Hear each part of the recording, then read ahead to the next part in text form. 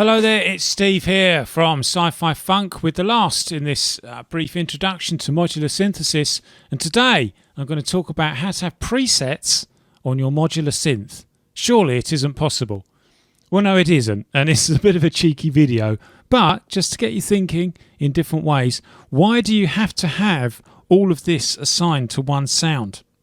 You have got ample space to have the way they've set it up here, which is effectively one synth there and one or more synths elsewhere. So why not have one synth, say up here, set for those classic early 80s bass sounds, another one down here for classic early 80s lead sounds, and the middle one for experimentation, allowing yourself to dip in and out of both anyway.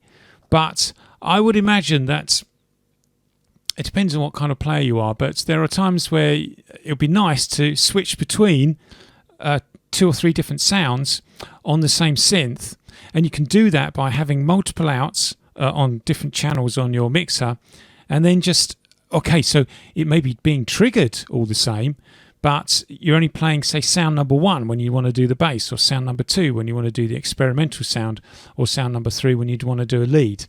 That's how I think I would organise myself. Thank you very much for watching the series if you stuck with me so far, and I'll be back in the future with more on synth programming. Thank you and see you another time.